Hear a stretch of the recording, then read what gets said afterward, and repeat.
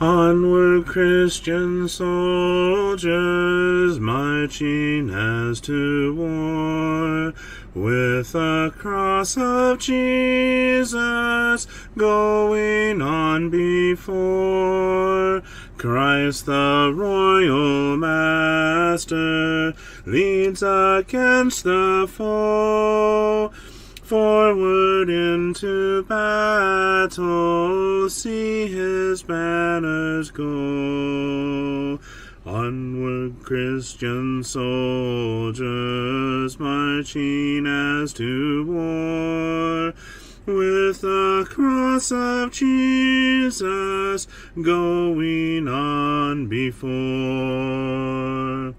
Oh, for a faith that will not shrink, though pressed by every foe, that will not tremble on the brink of any earthly woe, that will not murmur or complain beneath a chastening rod, but in the hour of grief or pain will lean upon its God. A faith that shines more bright and clear when tempest rage without, that when in danger knows no fear, in darkness feels no doubt. Lord, give us such a faith as this, and then whate'er may come, we'll taste and hear the hallowed bliss of an eternal home. A charge to keep I have, a God to glorify, a never-dying soul to save, and fit it for the sky, to serve the present age, my calling to fulfill. Oh, may it all my powers engage to do my Master's will. Arm me with jealous care, as in thy sight to live, and O thy servant, Lord, prepare a strict account to give. Help me to watch and pray, and on thyself rely, assured if I my trust betray, I shall forever die. Rise up, O men of God, have done with lesser things, give heart and mind and soul and strength to serve the King of Kings. Rise up, O men of God, his kingdom tarries long. Bring in the day of brotherhood and end the night of wrong. Rise up, O men of God, the church for you doth wait. Her strength unequal to her task, rise up and make her great. Lift high the cross of Christ, tread where his feet have trod, as brothers of the Son of Man, rise up, O men of God.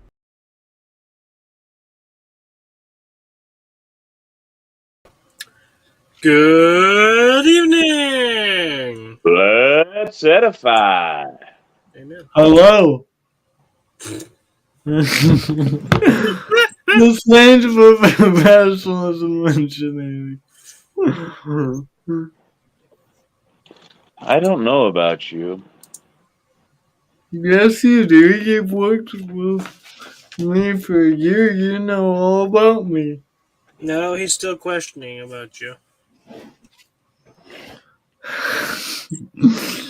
I just I don't thought know. We may have to fire you and get someone who will do things the right way there. Yeah. Can you imagine us having a stand-in CJ Nope. just for the one for the intro to the tri-stream? no idea that to get a prize out of you, I just What Hey, rise? None of us are what? rising in our seats, buddy. You kind of failed. I am definitely not rising in my seat. Thank you very much. Night, night. Sleep. Where's the tight? Sleep tight. Come on, Choo Choo. Focus. Sleep tight. Sweet dreams. Love you. Peaceful rest. What? What? God. Come on, say it right. God. God. Bless. Good night, I sweet think they sweet. got that. Oh, pencil. You knocked it down. How about 1, 2, 4? You want to Yeah. bring back my chair and songbooks? Did you go through counting there, CJ? He skipped 3. 1, 2, 4, 124. In what book? Where? And what's the title? Because It's the red book, you have and I have it. Nearer my God thee. Nearer my 124. I think we should have that one in the taped back one. Sounds like a song we should have in here. It's in the back there. It's in every one of them, I think. Yeah, probably. Nearer my God to thee. I just realized I've never done a PowerPoint for this class. See, you're learning. Well, I can do it. Nearer my God to thee. You tried I did. around the first part, like 148. Daniel or whatever. 148. Yeah, sorry, I'm learning. You're sorry I'm you're not- learning? I'm You're not sorry you're learning. He says, sorry, I'm learning. PowerPoint is so much easier, in my opinion, than writing notes. You're still writing notes one way or the other. Yeah. 4 verses? 3. 3. Near, though, and or. Hold on, let me. Speaking of, let me see if I have a PowerPoint file for this song. What, and make your computer freeze again? Now, I have a third, or I have a fourth verse. It's my third verse, but it's a fourth verse. And it goes, there let the way appear, steps unto heaven. All that thou sendest me, in mercy given. Angels to beckon me, nearer, my God, to thee. And goes into the chorus. I have 4 and 5 verses, so I chose the 4 verses. What's verse number 3?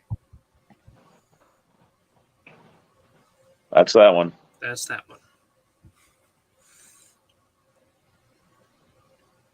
Okay, did you send this in Messenger to Sister T? I did. Okay. And Darlene. And They probably thought we weren't gonna have it tonight since we were so late. we weren't any later than late normal. CJ sent me a message. Yeah, I wonder what the pipsqueak wants now. that's our typical response. What's the baby squid want now? Never I got mind to you. see nearer to thee. You know Will it it be a was That that is of he me. stand Oh, my soul, One shall be nearer, oh, my near God, to to thee. thee. Nearer, my My God, God, to to thee. thee. Nearer to thee. Lo, like a wanderer, the sun gone down, darkness be over me. My rest a strong, yet in my dreams I'll be nearer, my God, God to to thee. nearer, my God, to thee. Nearer to To thee. thee. there, There let the way appear. Steps unto heaven. All that thou Thou sendest sendest me. me in mercy give, angels to beckon me nearer, my God, to To thee. nearer, my My God, God, to thee, nearer to thee. oh, Joyful ring, cleaving the sky, sun, moon, and stars forgot. Upward I fly, still all my soul shall shall be be nearer, my God, God to to thee. thee. Nearer, my My God God, to to thee. thee. Nearer Nearer to to thee. thee. Good evening, Sister T. Hey, Sister again. T.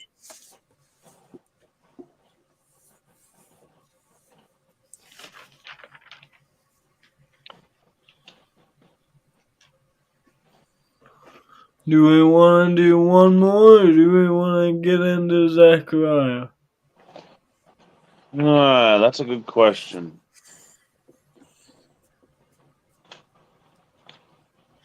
We could always do more singing if we finish the study early. Yeah, but I want to make sure everybody, our regulars can have a chance to get here. Also, Like, where's Sam? Where's Reba? Where's Darlene? Where's, let's go. hey, Carol, good to see you. Carol! Well, we found Carol. Love.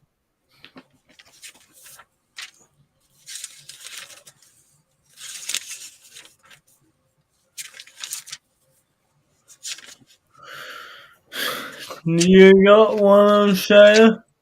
Oh, give me a minute.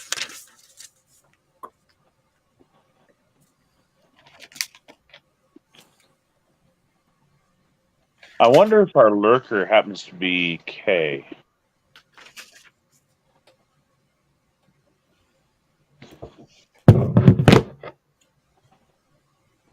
How about prepare to meet thy God? Is that a threat? No, it's a promise. It's a warning. Careless soul.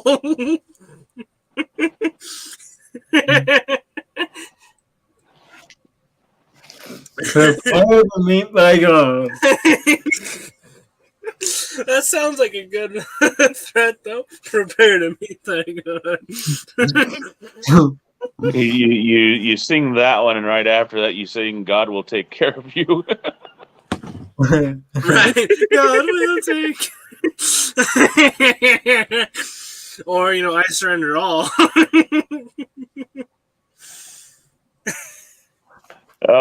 Sister T, if we were closer, you wouldn't have to pay us. We'd be over there doing it and helping you out.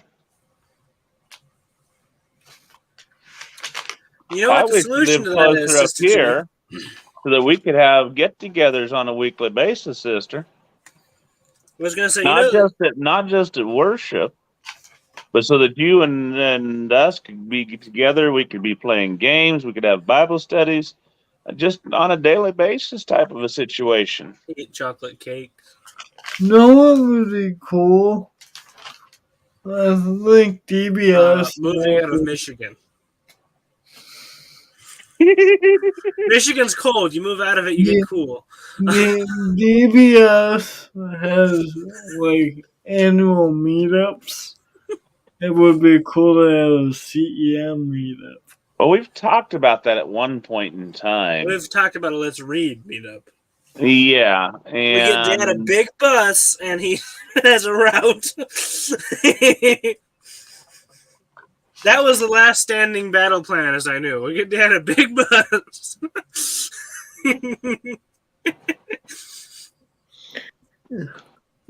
see now that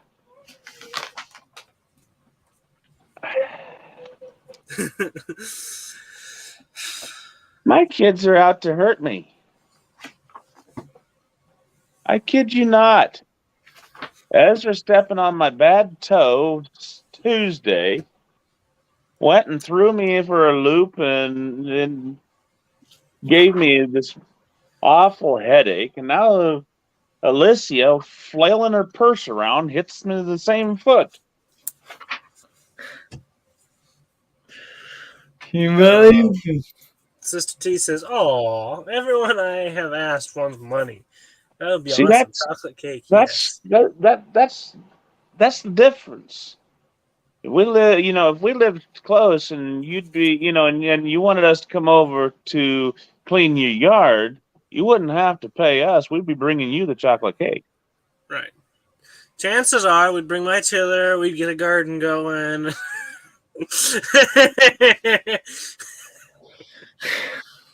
Did you ever find Careless Soul or Prepare to Meet Your God? I'm there. Carol wants to go. So why will you linger? You didn't even give me the number. Oh. You were supposed to give Dad the number. Where's Oh. the PowerPoint? Come Well, on, buddy. We're waiting on you. 297.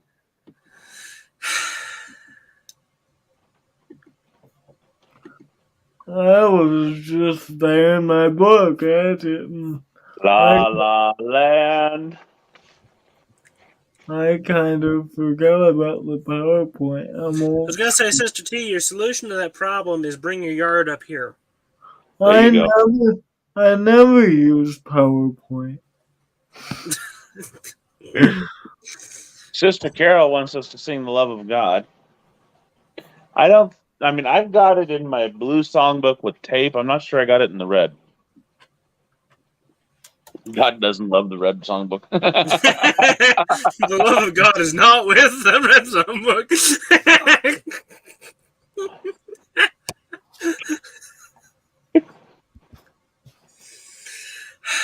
Yes, we are going to use song titles tonight.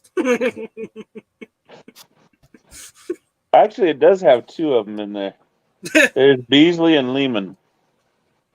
The one that comes to my mind is the love of God. No. Don't forget to bring CJ. Yeah. Well, we told wouldn't him to move out of forget to. Michigan. We wouldn't forget to. We just wouldn't do it on purpose. Yeah, we didn't forget him. I don't have that in the PowerPoint anyway. We would probably pick up CJ while getting who? Who else was it? Look at that world. We've got you mean Laura and Vera and Don and Craig and we're almost halfway through our stream. Squirrel. She wants Lehman. And that would be the love of God is greater far. That'd be 551 in the red book. Are we gonna do that after we do a study? Yeah. Alright. I got 3 verses. I have 4. I have 3. Which one? Careless, why, and if. What? Careless, why, if. Okay, I'll sing those ones. Lead us off. Mute me, CJ. Careless soul, why will you linger, wandering from the fold of God? Hear you not the invitation?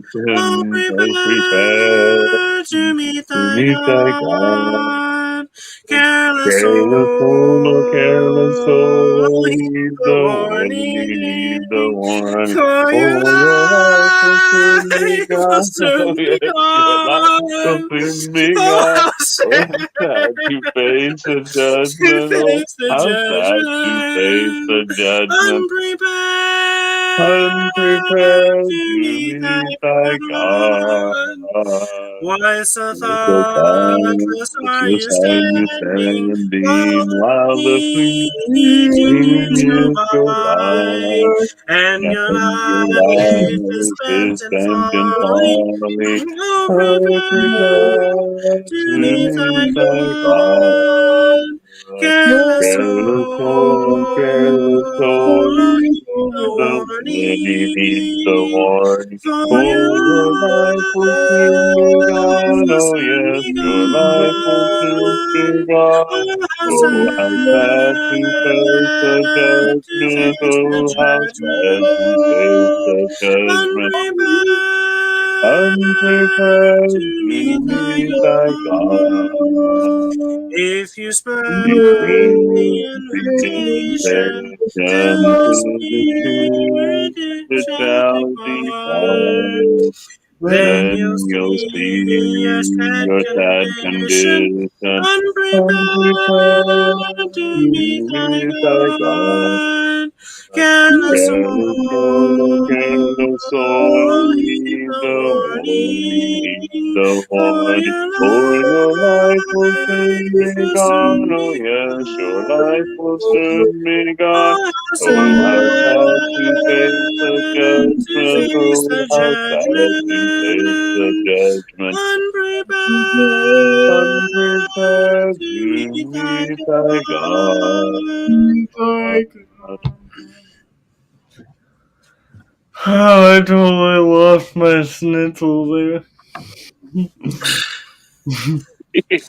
Yeah, you threw off the whole song. and then I'm like, "For your life will soon be gone." And I'm like, that goes with Dad's. That sounds like a threat idea. For your life will soon be gone. Mute me, CJ. There you go, Levi.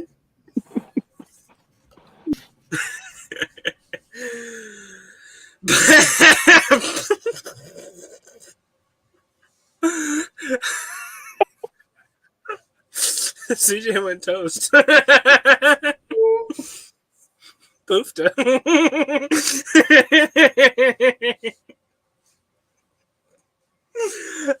Relax, y'all. We're just having a blast.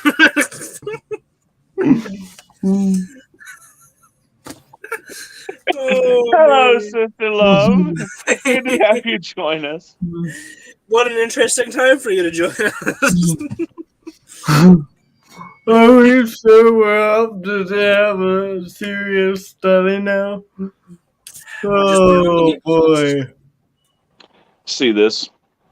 This is my happy face.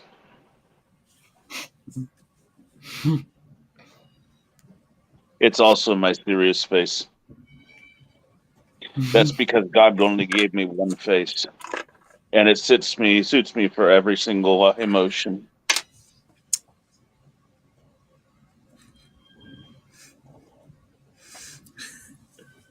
That was CJ's face. It will never be Dad's face. Let the people sing. Amen.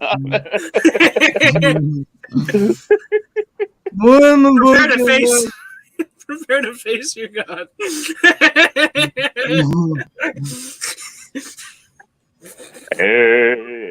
All right, we are in Zechariah. A couple weeks ago, we opened the book of Zechariah in our tri-stream minus one person. We did a tri-stream dual stream.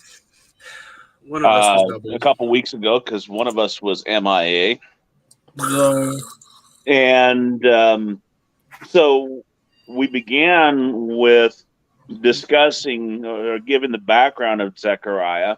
We noted that Zechariah was a prophet and contemporary of Haggai, a contemporary of Ezra, and this would have also put him in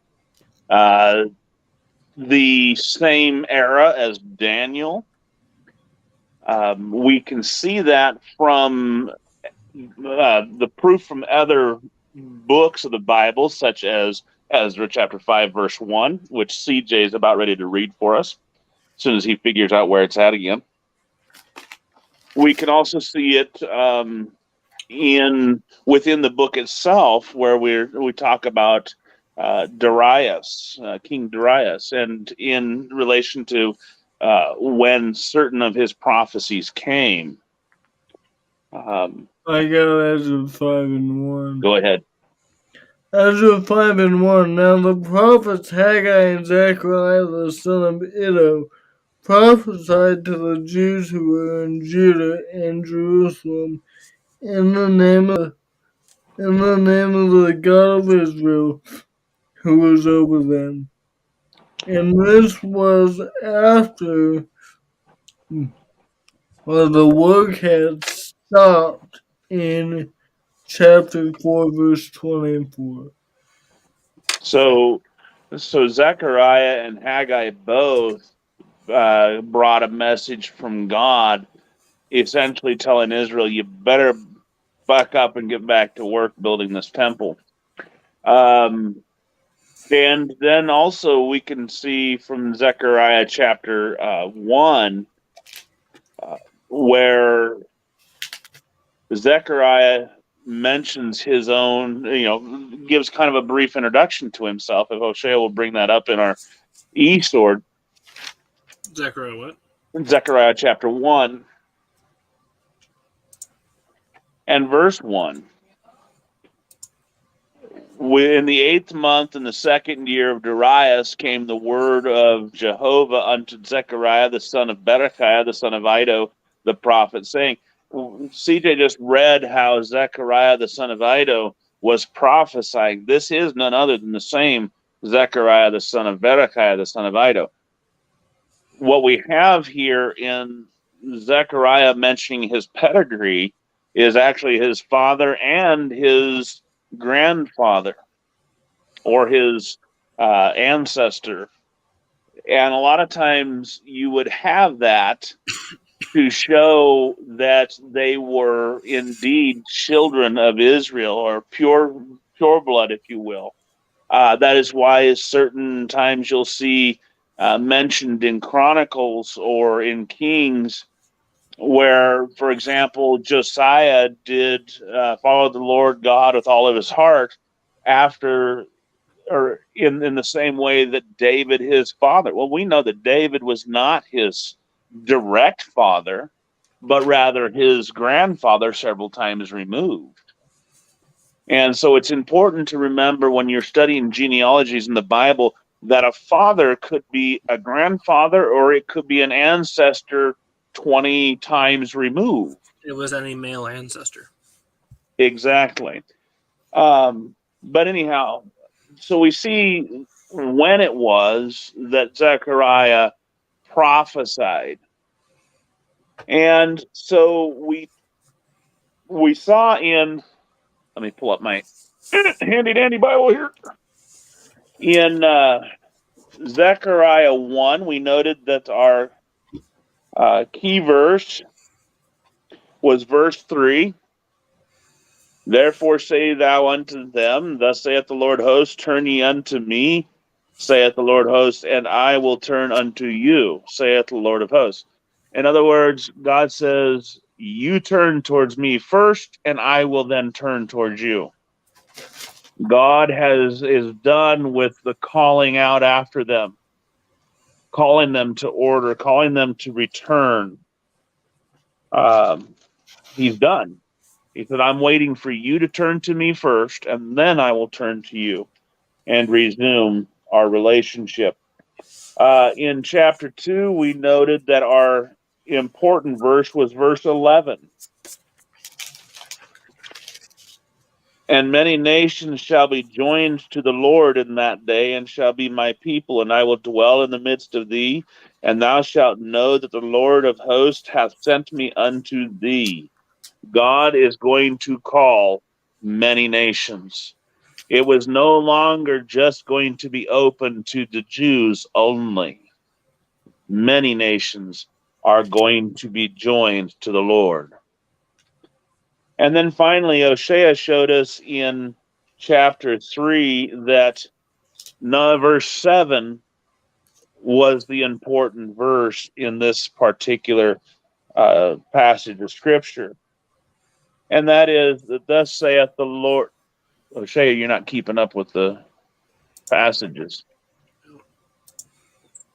We apologize for this I was thinking. Sorry. temporary insanity here. I didn't even notice I was flipping my Bible. I was doing it old school like Levi was. Chapter 3, verse 7. Thus saith the Lord of hosts, if thou wilt walk in my ways, and if thou wilt keep my charge, then thou shalt also judge my house, and shalt also keep my courts, and I will give thee a place of access among those that stands by. And this, of course, was spoken unto Joshua, the high priest. But notice that God makes his blessings, the position he's willing to offer Joshua, He makes his terms real conditioning. Yes, he makes it conditional, and he makes it real clear. So that's why this was a key verse. If thou do this, You know what Joshua I had to walk in his ways. Joshua had to keep God's charge in order to receive the benefits or the blessing of God. what I had written down for the key verses: if you obey, I will reward, Right. which is what it boils down to. So then, with that being said, as you keep those in mind, we turn the study over to CJ for chapter 4. Alright, in chapter 4 we have another vision, and this is the first of 7 visions, right? I think this is first of 8 8. visions. 8 Okay. visions. Yeah, and if you notice in Zechariah, the visions kind of it's been a while since I studied this, but if you look at them all together, and maybe next week I'll throw up a chart of this. But if you, yeah, a slide. But if you look at the visions, each one, like 4, vision number 1 and vision number 4, vision 1 and vision 4 correlate. Vision 2 and vision 5 correlate. Vision 3 and vision 6 correlate. Vision 4 and vision 7 correlate. And vision 5 and vision 8 correlate. If you so we're looking as we begin this section for those big picture correlations with between the visions. Alright. So he sees a vision of a golden lampstand in Zechariah sees a vision of a golden lampstand in chapter 4, verses 1 through really 5. An angel of the Lord talks with me again and wakes me as a man is waken out of his sleep. And so that's another thing you'll notice big picture wise in these visions. Some of them he's awoken, some of them is described as a vision, some of them are described as a dream. But anyways, he sees a candlestick all gold with its bowl upon the top of it, and its 7 lamps thereon, and there are 7 pipes on each of the lamps which are on the top thereof. And there are 2 olive trees by it, one on the right side, one on the left side of the bowl. And you can read what the vision is if you want in great detail in verses 1 through 4. But I want to key in on the meaning of this vision. Verse 5, verse 4, I said to the angel who talked with me, what are these, my Lord? Then the angel who talked to me answered and said, do you not know what these are? And I said, no, my Lord. And basically what ends up happening is Zerubbabel is kind of a pivotal point representing one of the leaders that helped build the temple, And what he's going to do the rest of the chapter is Zerubbabel built the first temple, but the third temple, Zerubbabel helped lead the first temple, but there's going to be a new temple. For in verse 6, our key verse, then he said to me, "This is the word of the Lord to Zerubbabel, not by might, nor by power, but by my spirit, says the Lord of hosts." It's going to be by the Lord's Spirit through Zerubbabel that this eternal temple in the Lord is established. And we read of the temple in places like this new temple that is the church, in places like Ephesians chapter 2 and from 2 Peter chapter 2, how we're living stones built up into this temple. This is what this is looking forward to. Who are you, O great mountain before Zerubbabel? You shall become a plain. He shall bring forth the top stone amid shouts of grace, grace to it. God's Zerubbabel's nothing. The great mountains are nothing compared to the temple. And verse 9 says, "The hands of Zerubbabel have laid the foundation of this house, and his hands shall also complete it. Then you will know that the Lord of hosts has sent me to you." So the hands of Zerubbabel are going to complete the first temple and this temple that is yet to come through the line of Zerubbabel, because we read in Matthew chapter 1 how Jesus is an ancestor of Zerubbabel. No. Yes, Jesus is an ancestor of. Yes, Zerubbabel is an ancestor of Jesus. He is his great grandpa.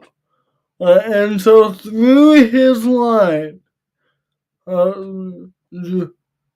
Zerubbabel, through his line, this new temple, more glorious than the third temple. Of course, in Haggai, we have them complain that the new temple, the third temple, the second temple is not as beautiful. But it's going to be a temple built through Zerubbabel's line. And it's going to exceed all of the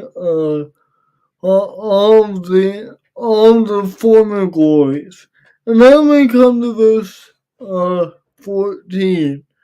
And really, I'm skipping the vision because it's not really that imperative to this chapter. It's the vision is not really the most important thing in this chapter. It's what the vision means. Then he said, "These are the two anointed ones who stand by the Lord of the whole earth. That are the two branches of the olive trees." So I think as you get through these parallel visions, Vision 1 and Vision 6 is going to kind of help us with vision number 1. And so we'll see that as we continue through this book. Good night, Teresa. That's what I got on Zechariah 4. I Good have a night, note. Sister T. And good night, Go ahead, Sister Esther. T. Well, I was going through there. Is that mentioned in the ASV? Yeah. When he says, "Oh, great mountain," that gave me one of the flashback moments to when we were doing the prophecies of Christ. How Grandpa explained that mountain in such cases can mean government or kingdom, as in when all nations flow unto Right? the mountain, which is the kingdom or the The government of mountain God. of the Lord. Yep. Yeah, just throw that out there because it popped up. Well, there is that possibility. The other thing is that what government is there that's going to stand before the Lord when the Lord brings his will to pass? None. Now, God has commanded Zerubbabel to build the temple. And so what is there? What mountain? What government? And this, Kingdom. remember, directly right there to the people of Zechariah's day, this is going to offer up a tremendous amount of comfort because they are assured that God is with them, right? So, what mountain is there that's going to stand in God's way? The answer is none, right? Obviously. It And doesn't matter what the other guys are going to say, what they're going to do. When God sets you to do something, you do it. part of their struggle was that they saw the new temple and they thought, this doesn't look anything like the old temple, so maybe God's not gonna dwell with us. And that's where Haggai comes in, and God says, no, don't you worry, you keep building, I'm gonna dwell with you, even though you may not think the glory of the second temple is like the first. Weren't some of the older captives who had seen the former temple crying with joy when A the lot second of it one finished? was. What you have is the older people that had seen the temple uh, in its glory days, so seeing the temple now as it was destroyed, and realizing that there was hope as the foundation was laid. They were so overcome with emotion that the temple was going to be rebuilt that they were literally, they were crying. It was not a crying over how bad the new temple was looking, but rather a crying because the temple was being restored. They were so joyful. They were so overcome with that emotion. And then there was the new people, the younger generation who had never seen the temple, Who were and born and birthed in Babylon. because remember they were 70 years in captivity, right? But You this, had a lot of 25-year-olds come a out. lot of that is more of information for during a study of Ezra. Um, the one thing I guess I'm not 100% certain on how these visions correlate, as CJ was saying. I've never seen them correlate, so it's a kind of a new idea for me. Vision 6 is of a curse, CJ. So how does that clarify or correlate with this one. Can you explain that a little bit more? I might be getting the chart messed up. I'm gonna have to. I know that they correlate.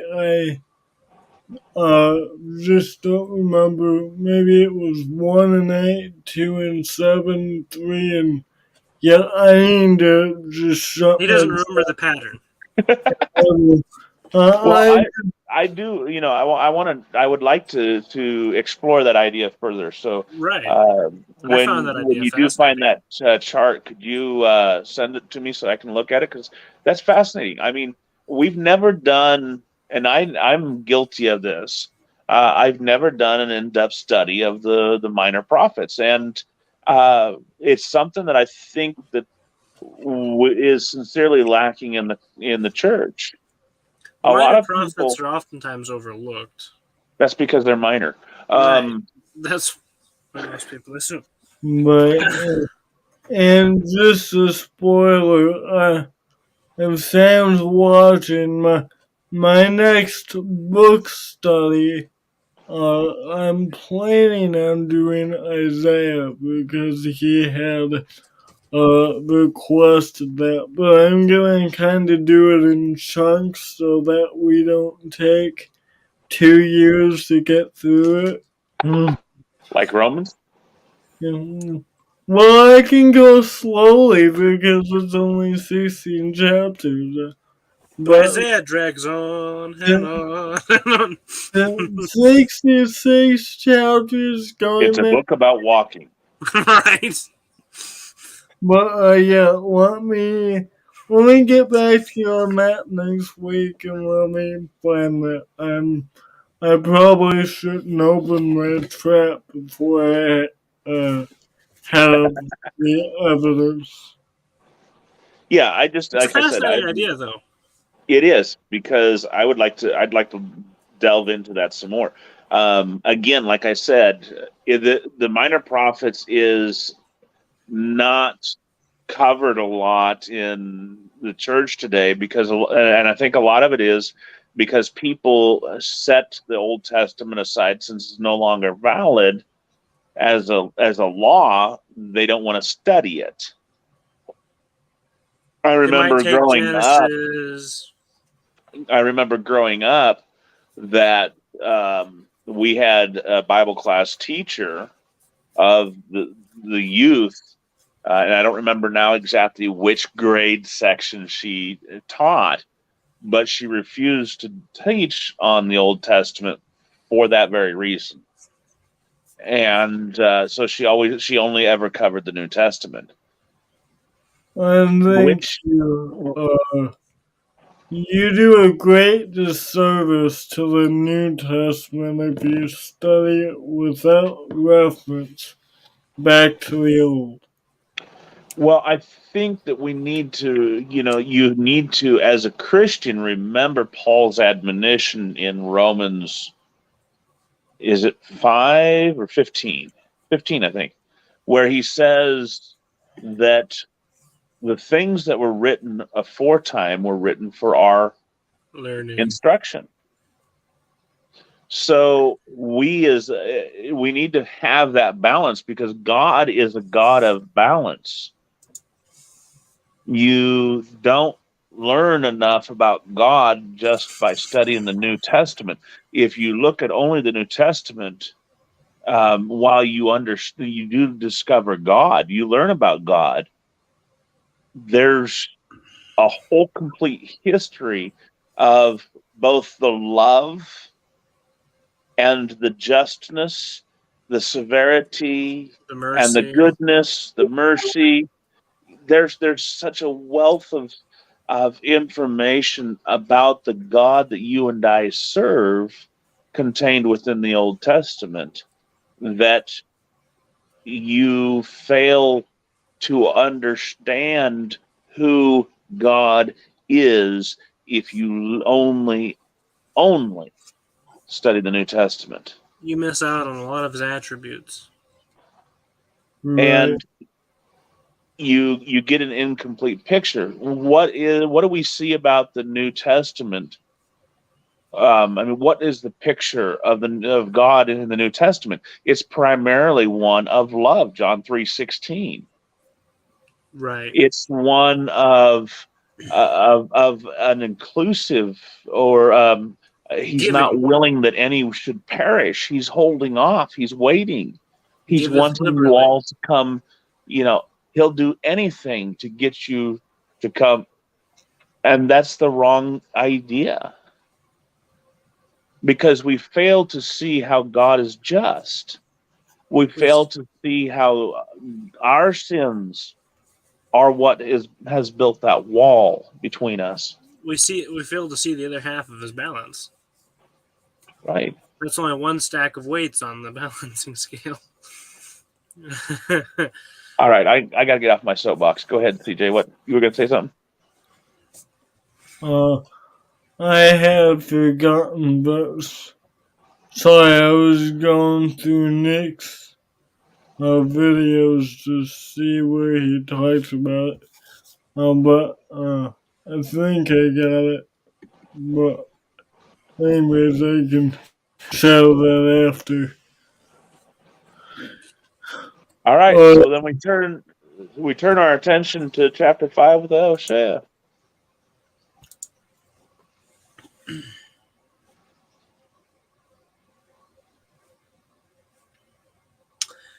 Alrighty. So here in Zechariah 5, we are introduced to this scroll, a flying scroll in particularly, which I must admit would be an interesting sight to see, a flying scroll, or not a scroll, but roll, rather, excuse me. And we have chapter 5 picks up with, Then, again, I lifted up mine eyes and saw, and behold, a flying roll. And when I read a verse like this, I always picture someone, say, standing in his front yard, and he looks off into the distance, and there's coming at him, say, in this instance, a flying roll.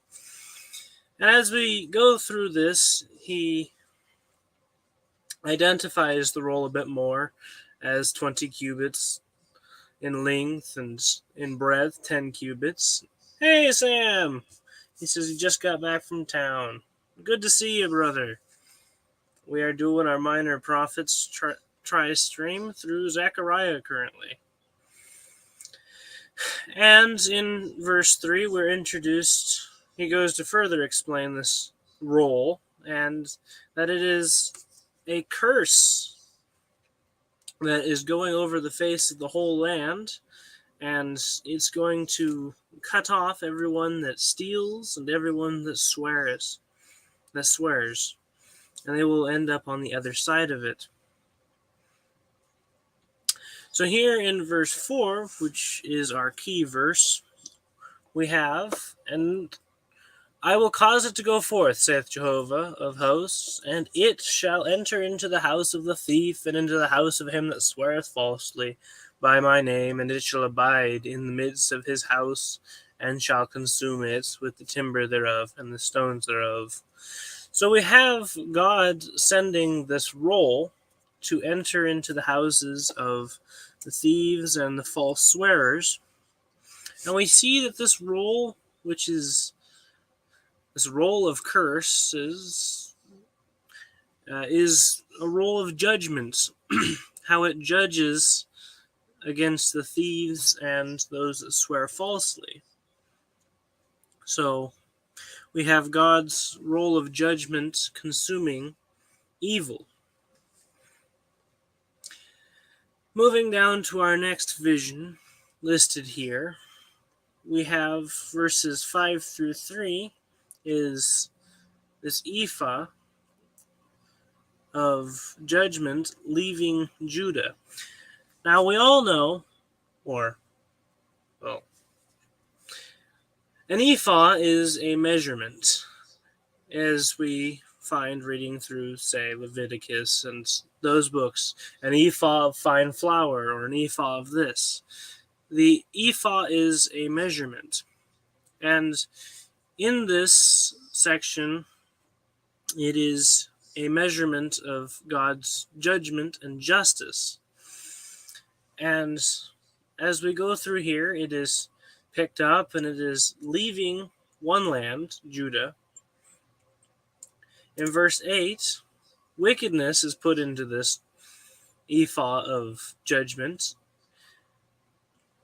and it is taken and lifted up by two women with wings, and it ends up in the land of Shinar, which is Babylon.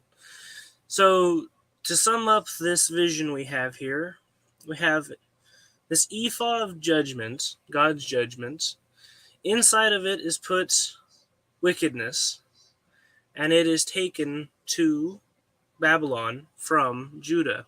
So God is removing his judgment out of Judah and placing it in Babylon. And that is Zechariah 5.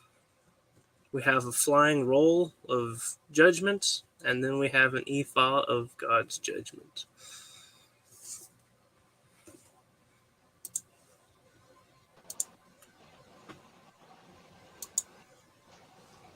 You ready to come up here, CJ? Yep. Key verse. Verse 4. God sends judgment, and it consumes evil.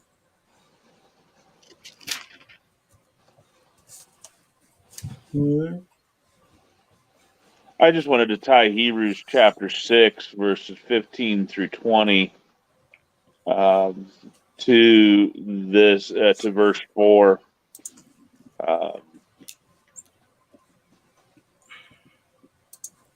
Okay, Hebrews.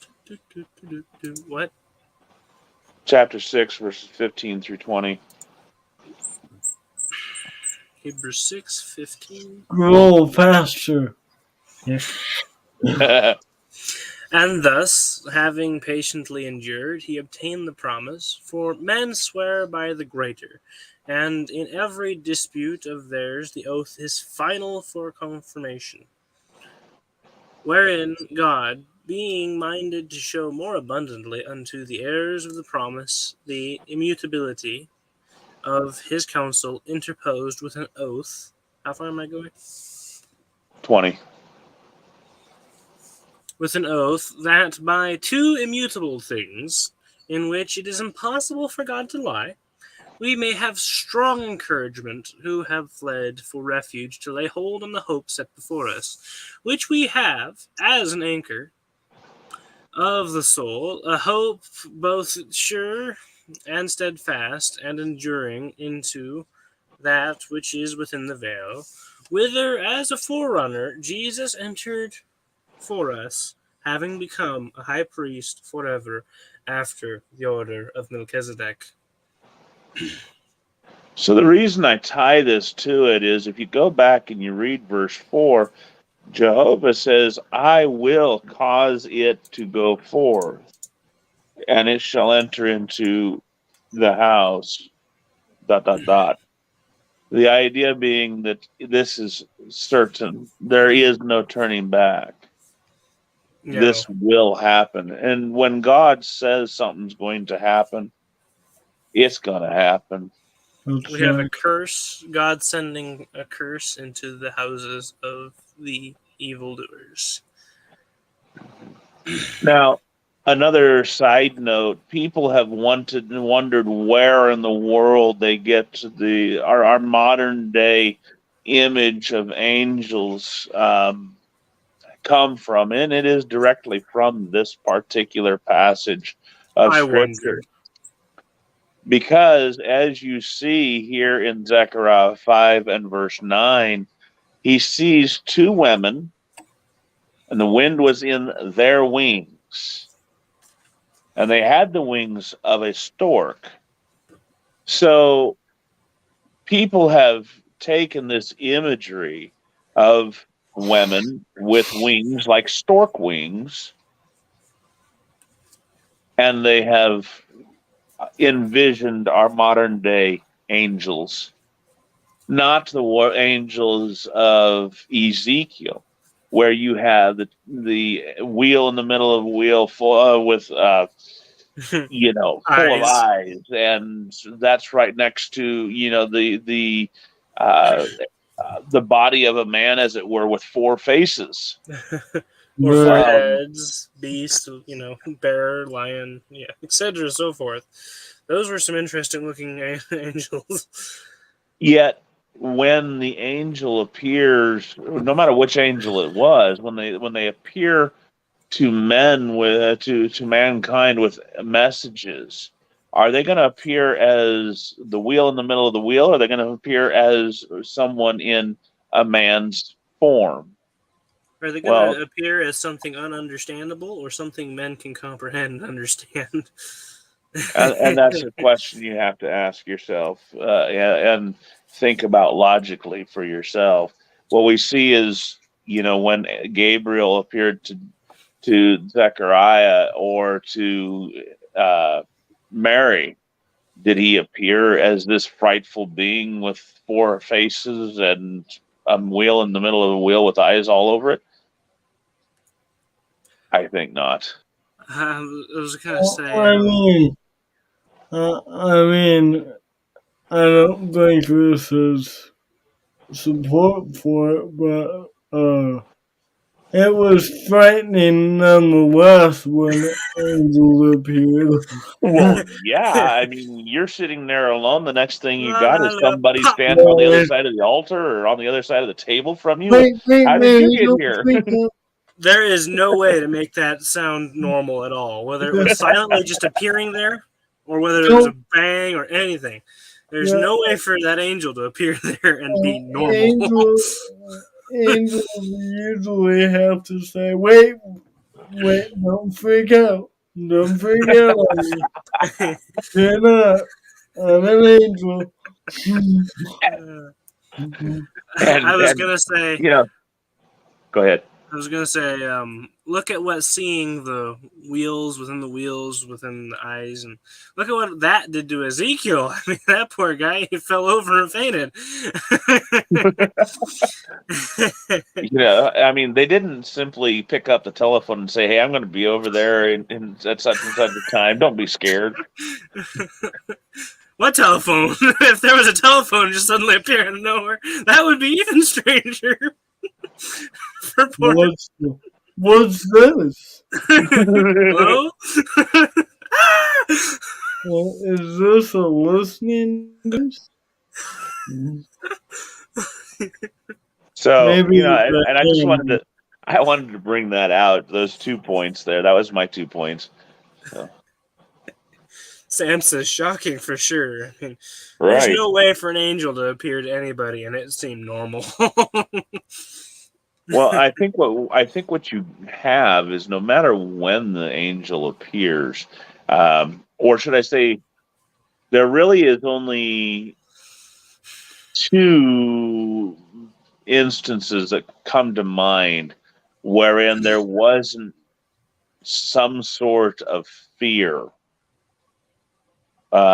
engendered by the appearing of the angel. And the first that comes to mind is when the Lord and his two angels appeared on the plains of Mamre to Abraham. right. The second is when the two angels entered into Sodom and met up right. with That, Lot. Well, they came as a man did, and that wasn't unusual. Now there might have been one other, and that would have been with Gideon. Even then, he fell over and decided to worship. Tried to. Well, but in his initial conversation with the angel, I mean, Gideon is threshing wheat in the winepress Mm-hmm. to hide it from the Moabites or Midianites or I, whichever it was he was. I really love that text. Here's Gideon hiding in a wine press, and what does the angel say? Oh, great valiant warrior. Yeah. I just love it. Poor Gideon. Who, me? He's hiding in a WordPress. But Well, I, anyway, I mean that's the two and possibly third Right. that come to mind as you know wherein the fear was not there.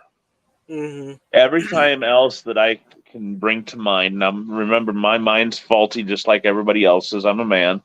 Every time else, Not an though, angel. there was fear. Even think back to the time, the night in which Jesus was born, and you suddenly have this angel appear unto the shepherds at nighttime. And the whole And chorus. what does that engender? That's fear. At least awe-inspiring. But then suddenly there appear with him a huge multitude of angels praising God. So, yeah, anyway, I wanted to throw that out there that this was where our modern day image of angels come from, verse 9. Uh, these beautiful, and it doesn't even say they're beautiful women, it just Right. says they're women with stork wings. well, one more thing to point out is in verse 2. Do you realize how big that scroll was? Hey, I mean, that would make that flying roll would make a lot of cinnamon rolls. and It was definitely something to go, wait, what? I think it says there, uh, yeah, um, that he said to me, this curse that goes forth out over the face of the whole land, for everyone who steals will be cleaned out according to what is on one side, and everyone who swears falsely shall be cleaned out according to what is on the other side.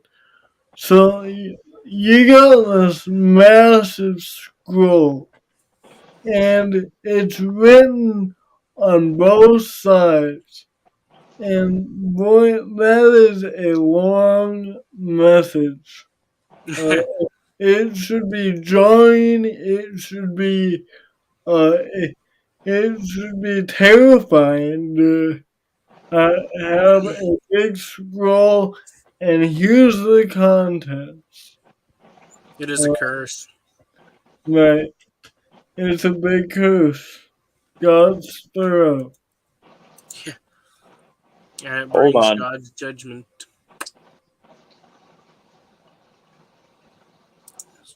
Are you doing math now?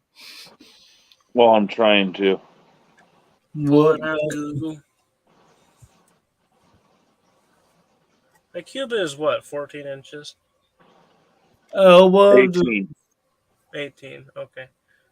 I was thinking 17 then. elbow to fingertip. Right. And there's two different types of Then you have cubits. long cubit and you have short, standard cubit. Okay, your initial the length of it is 30 feet. Which is from our planter bunk to the garage door. For anyone that's wondering. And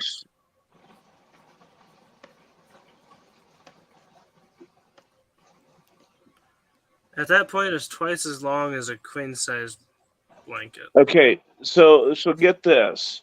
Your length is 30 feet. Your width, the diameter of the roll from when it's all rolled, is 15 feet. Yeah. Now consider just how long that would be If you're to unroll that, if you were to unroll that. this is the rolled length and width. Right. And it was filled up on both sides. It was written on both sides. The curse was on both sides.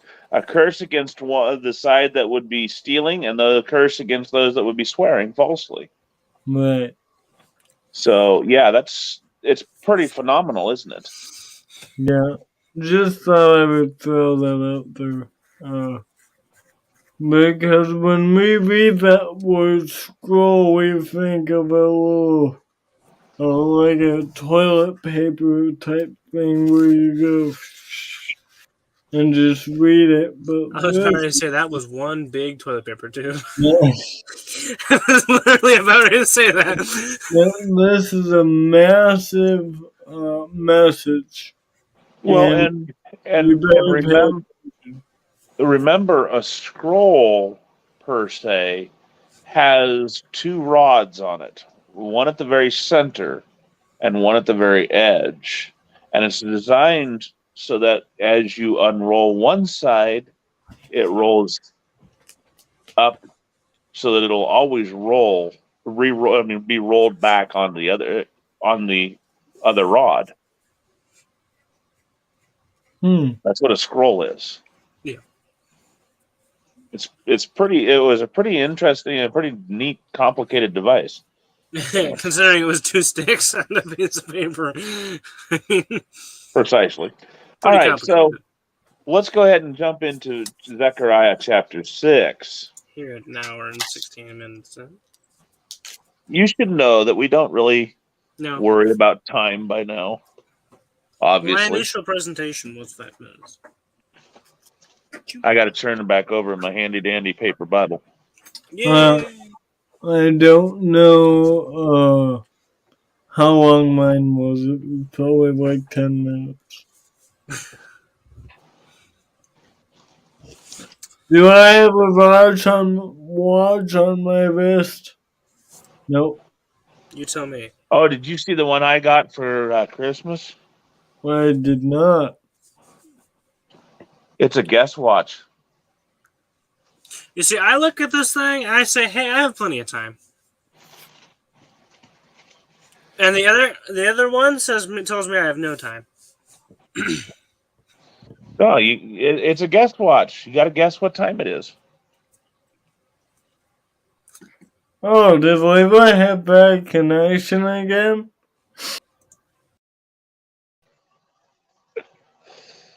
Man, that's no fun. I wanted to kick him out.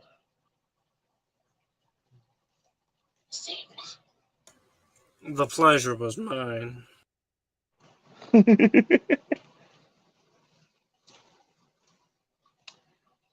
So what we're getting into as we turn the page into Zechariah chapter 6 is the eighth and final vision of Zechariah. Notable verses, we begin with verse 1. The reason that this is a notable verse is because of the introduction of the vision. It says, I lifted up mine eyes and saw, and behold, there came 4 chariots out from between 2 mountains, and the mountains were mountains of brass. The idea behind this picture is that these mountains of brass are immutable. They are descriptive of this throne, the judgment of God. And these 4 chariots, as we learn later in the vision, are God's judgment being sent forth. And when you look at it in that term, these mountains of brass are unchangeable. They're unchanging. So that's why this is notable that these and it kind of continues from what Hosea was saying in the Ephah vision of his chapter, how that God sent the Ephah to be dropped upon Babylon. The weight of the measure of God's judgment being passed upon them. Well, here we have these 4 chariots coming from behind the immutable judgment of God. It's unchangeable. It's not. It's going to come to pass. As we look further,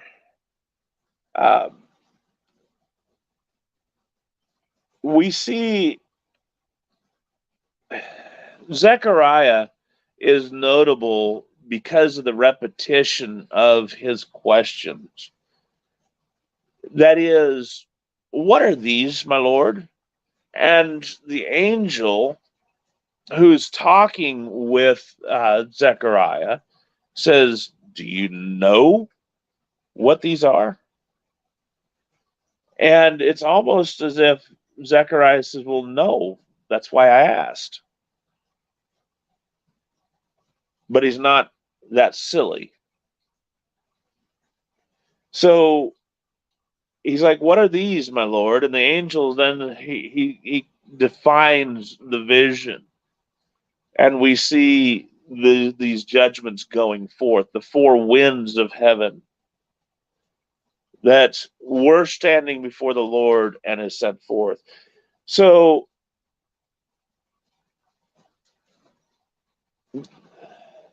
they that in verse 8, again, there's a notable verse, and that is that God's Spirit has been quieted or appeased because of the judgment that he passed upon the north country. Turning our attention to the crowns that follow in 9 through 15 of Zechariah 6, God commands Zechariah to make some crowns, silver and gold, and he's to set these crowns first upon the head of Joshua, the son of Jehozadak, the high priest, and he's to pass a prophecy. And then he's going to set the other crowns on Helem, Tobijah, and Jedaiah and Hen as a memorial in the temple of Jehovah. The notable verse in here is actually two verses, and that is 12 and 13, where the prophecy comes. God says to Zechariah, and speak unto him, saying, thus speaketh Jehovah of hosts, saying, behold, the man whose name is the branch, and he shall grow up out of his place, and he shall build the temple of Jehovah, even he shall build the temple of Jehovah, and he shall bear the glory, and shall sit and rule upon his throne, and he shall be a priest upon his throne, and the counsel of peace shall be between them both. The prophecy cannot be separated between these two verses. So there's not going to be just one key verse. This prophecy is the key of this chapter. And that's because Joshua stands then as a symbol or a type of Christ. Joshua was set a crown upon his head. He was high priest already, but he was given a crown as a symbol. And then this prophecy about the branch was going to, one, be a high priest, and two, rule over the people. That means he was going to be king and high priest. The branch was going to build the temple of Jehovah. But we saw already 2 chapters ago that Zerubbabel was going to build the temple of Jehovah. So which is it? CJ touched upon it briefly in that it's going to be a spiritual temple. This branch, which is going to grow up out of his place in the wrong place. It's not going to be, he's not going to be a Levite. But he is going to build the temple of Jehovah, and he is going to bear that glory, and he's going to sit upon that room, and he's going to be up, or that throne, and he's going to be a priest. And we saw back in Hebrews chapter 6, with verse 20 especially, that God had ordained Jesus to be a priest after the order of Melchizedek. Melchizedek was a king and a high priest of God, as we could see in Genesis chapter, oh, is it 12? CJ? And of 14. 14. Thank you. After the Battle of the Kings. I knew I was close, but 2 chapters off, that's not close enough. Thank you, CJ. So we see that in the end of Genesis chapter 14. Melchizedek was a king of Salem as well as high priest. Well, this branch is going to be priest and sit upon the throne. And the council of peace shall be between both, between the throne and the high priest. So between the office of king and the office of priest. Now, verse 15 is my final notable verse, because this is the conclusion of the prophecy in this chapter. It says, "Then they that are far off shall come and build in the temple of Jehovah, and ye shall know that Jehovah of hosts hath sent me unto you, and this shall come to pass, if ye diligently obey the voice of Jehovah your God." It goes hand in hand with the idea that we mentioned back in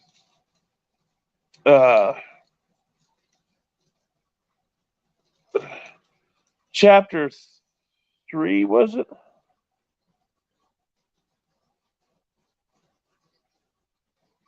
No.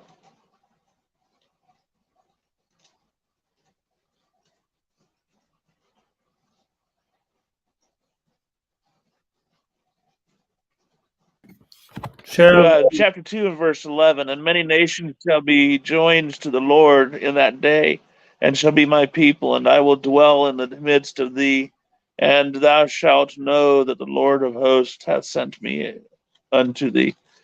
The idea that the it's not going to just be Jews; it's going to be those of other countries, those of the Gentile nations. They that are far off shall come and build in the temple of Jehovah.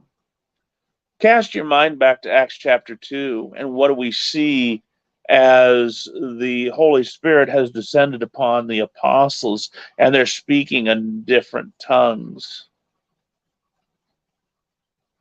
Scroll down there, Shea, right there, verse 8. And how hear we every man in our own language, wherein we're born. Did you want to bring up verse 8, please? Because that's what I was on. Now, verse 9. Parthians and Medes and Elamites and dwellers of Mesopotamia, in Judea and Cappadocia and Pontus and Asia, in Phrygia and Pamphylia, in Egypt and parts of Libya about Cyrene, and sojourners from Rome, both Jews and proselytes. Cretans and Arabians, we hear them speaking in our tongues the mighty works of God. They that are far off shall come and build in the temple of God.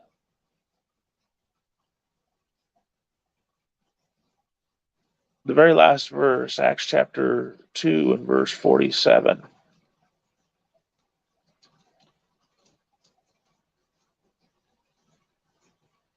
They were praising God and having favor with all the people, and the Lord added to them day by day those that were being saved.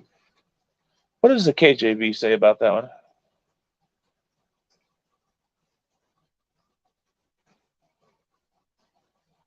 That's what I thought. And the Lord added to the church daily such as should be saved. You see, they were building in the temple of Jehovah, the temple of Jehovah.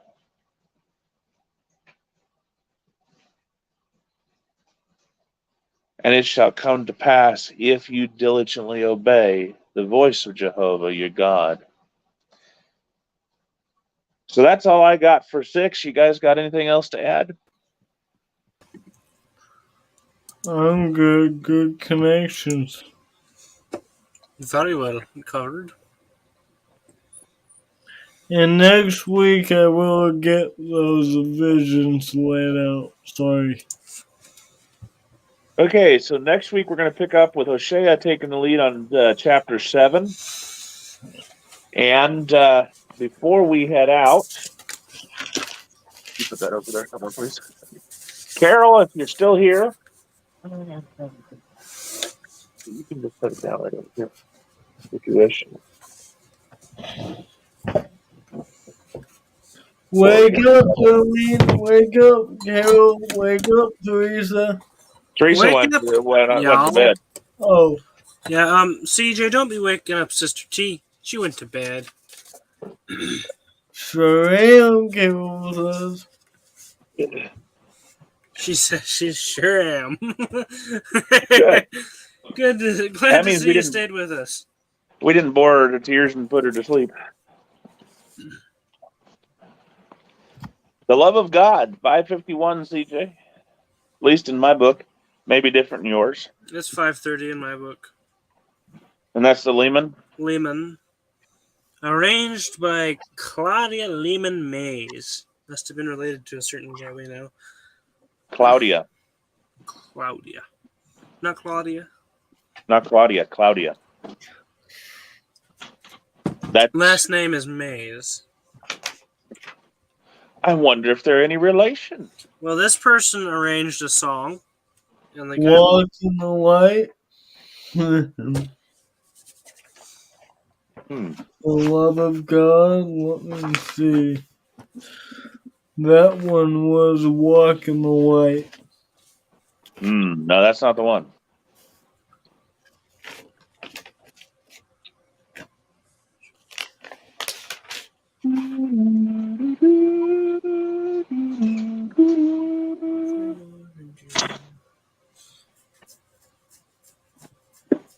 There's no love. You have to look at it, the love of God. There is plenty of love to go around, CJ. Baisley. No, Lehman. 608.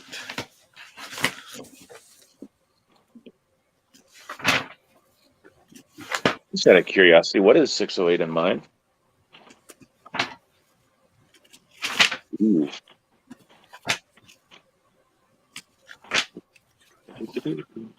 We could do the walls came tumbling down. CJ and I tried to do that. CJ and I tried to do that a long back ago on Young Brothers Edition. That did not go the greatest. And I'm like, CJ, don't do a song that needs all the parts. The Shadow of the Cross was my 608. All right.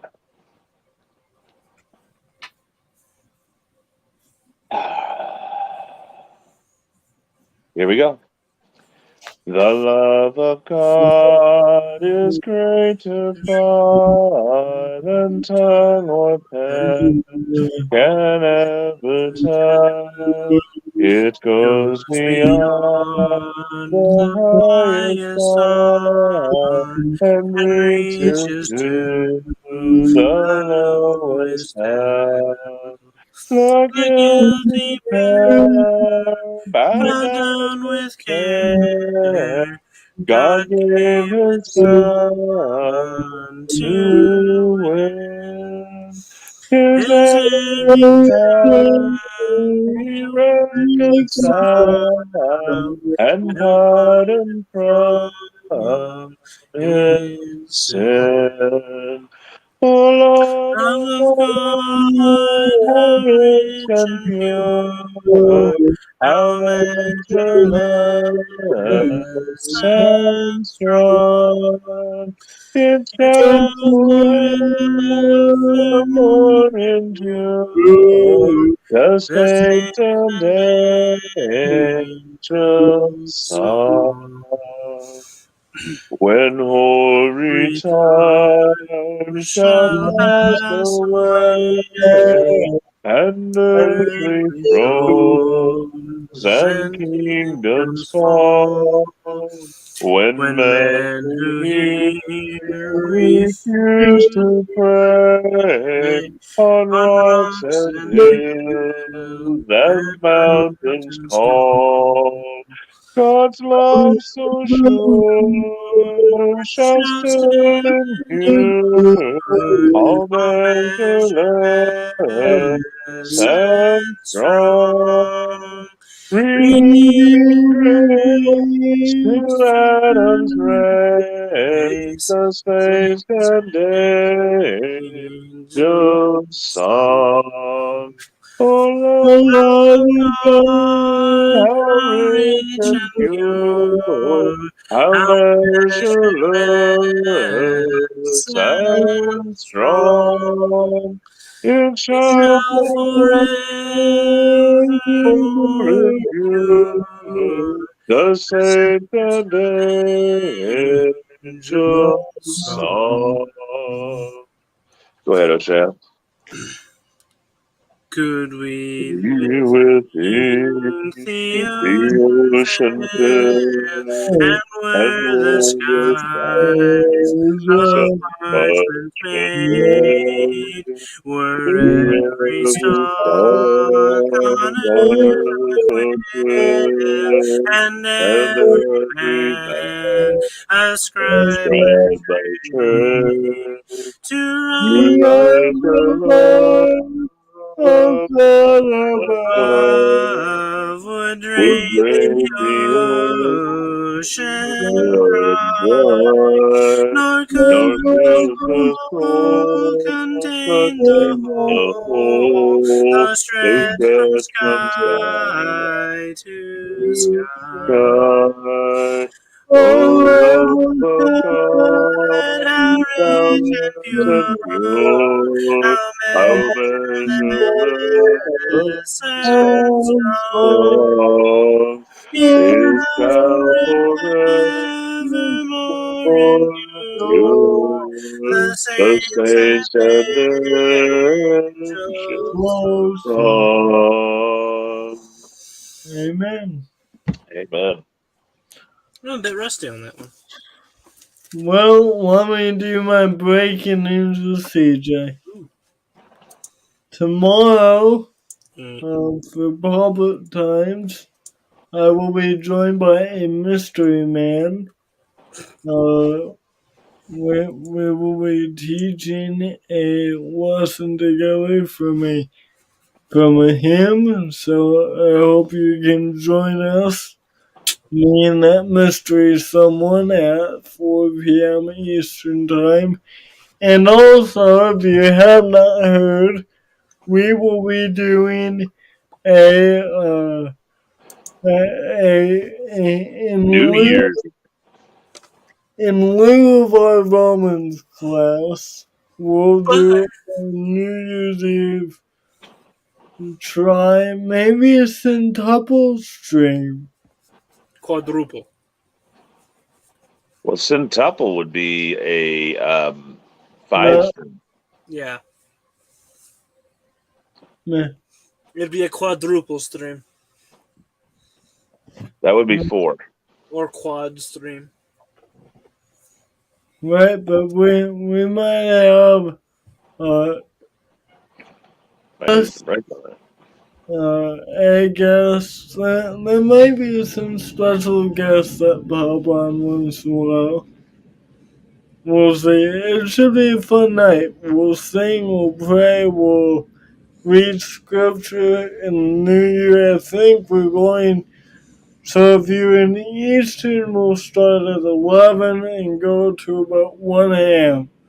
If you're in Central, we'll start at 10 and go to 12 o'clock. No, Yeah. no.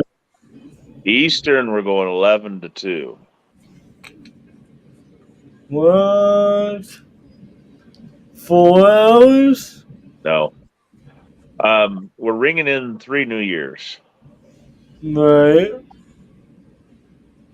So yeah, if we did 11, 12, 1, 2, that's 4 hours. I thought it was 3 somehow. I think we start on someone's New Year. No, we started 11. We started 11 CJ's time. Right. Which is Ring 10. in his New Year at midnight, which would be 10. Well, we started 11 his time, our 10 o'clock our time. Ring in his New Year at midnight, which would be our 11 o'clock. We ring in our midnight, which would be his 1 o'clock, and we ring in Mountain Standard midnight. Which would be our 1 o'clock. Yes, So it we is 4 hours. Oh, I thought we were streaming 3. I don't know if I can stay up for 4 hours. We'll Well, see. you did it last year. No, we only did 3 hours last year Yeah. for some reason. I think we might have started. Maybe we started year at 11:30 then, your time. I don't know, but it worked out. I think just under hours even. Interesting. Anyways, we'll be live at our special. Obviously, we're not quite sure when it ends, but we'll end the stream at some point.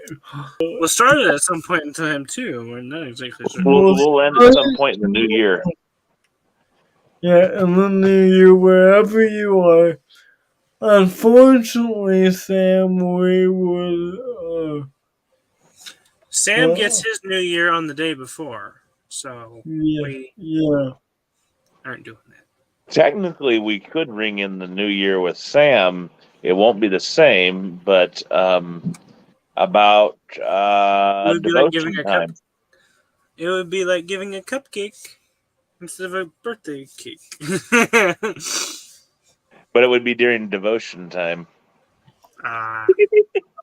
So we have that in lieu of our regular Romans class. So we'll be starting that. We'll be starting that evening edification much later than Romans class, and pray for us. Pray with us. Sing with us. Yes. Sing with us, read with us, pray with us. Yes. All right. That's all I got, guys, I think. We done rung them out. All right. It is CJ's takes us out. Thank you for joining us, and remember here, I was about to say, here at StreamYard, here at CEM on StreamYard, I guess, we want to do 3 things. We want to glorify God, we want to edify you, the saints, and we want to answer any spiritual questions you might have. So if you have any questions on anything we do teach, say, please feel free to reach out to us. You can email us. We have an email. Or you could reach out on our CEM messenger or my personal messenger or Levi's messenger. There's a whole other There is means of contact. Bunch of ways to contact us. If you're on YouTube, I think you can just comment on the video afterward. we're available and we want to help you get to heaven. We want to edify you. Thank you. Good night. That way, if you are edified, that way, whether we wake to serve God tomorrow here on this earth, or we wake tomorrow to serve God up there, which is our ultimate goal, you know where we'll be, because we'll see you then. God bless. Thank you all for being here, for laughing with us, for singing with us, and for studying with us. Till we meet again, God bless you all. Love you.